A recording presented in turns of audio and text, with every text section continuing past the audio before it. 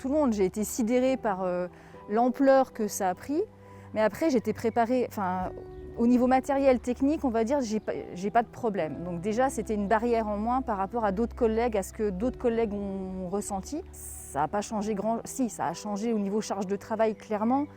Je ne mesurais pas au tout début l'ampleur de ce qu'il allait falloir produire comme ressources pour les élèves, l'ampleur du suivi que ça allait nécessiter, parce que ça, c'est vraiment très compliqué à anticiper.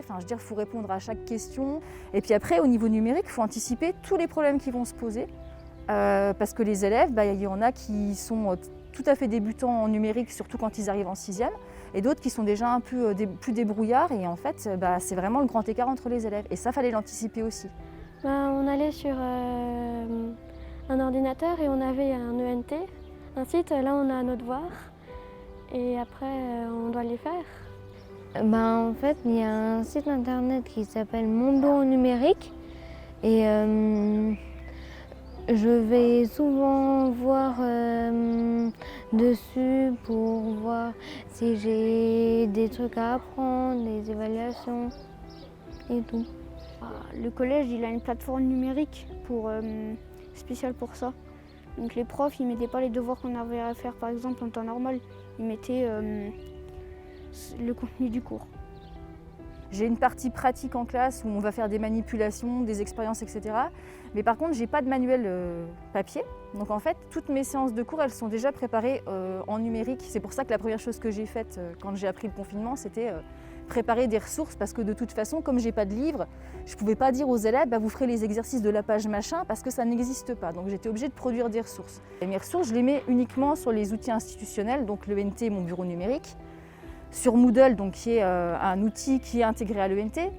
Et donc, ils avaient déjà l'habitude de travailler avec ces outils-là, ce qui fait que les élèves qui suivaient déjà normalement en classe avaient déjà une pratique de ces outils numériques qui, je pense, a quand même facilité le travail pour la période de confinement parce que du coup, ce n'était pas des outils neufs, des escape games, des petites enquêtes, etc.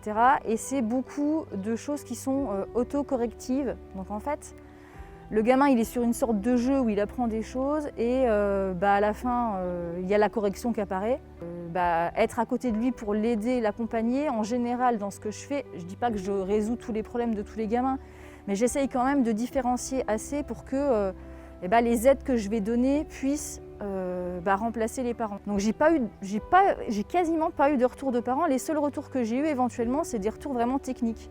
J'arrive pas à me connecter à tel site ou ça marche pas sur tel truc, qu'est-ce que je fais? J'arrive pas à vous envoyer une pièce jointe, comment je fais, etc. Le fait que l'ordi du prof, c'est pas le même que l'ordi de l'élève, la connexion du prof, c'est pas la même que la connexion de l'élève. Et l'élève, il va peut-être avoir des difficultés à rendre un document qui pose pas de problème au prof et ça va le bloquer et il saura pas faire. Donc juste ça, en fait. Prendre aussi en considération le fait que le côté technique peut poser des problèmes. Pas que le côté... Nous, prof, on va tout de suite en général sur les notions, la connaissance, etc.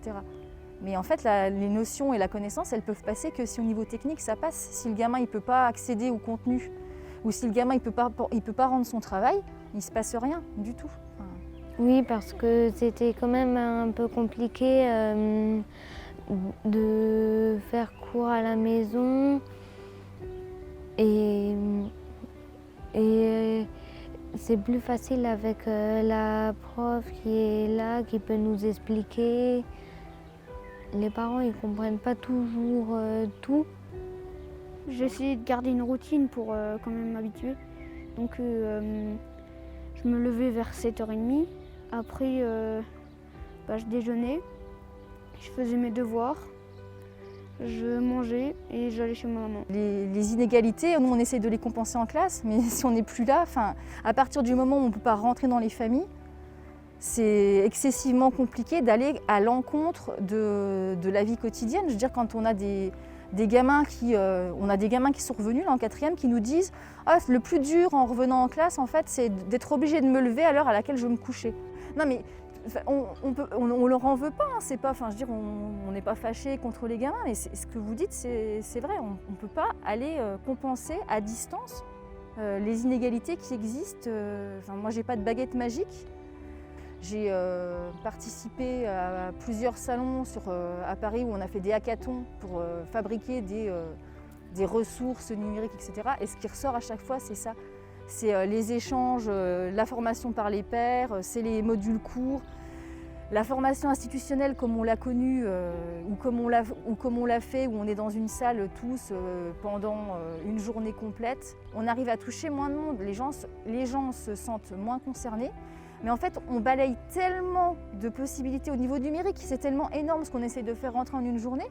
Il faut vraiment avoir une appétence pour, par exemple, le numérique dans mon cas, pour se dire, tiens, le soir, qu'est-ce que je ferai ? Je vais me refaire un petit escape game. Enfin,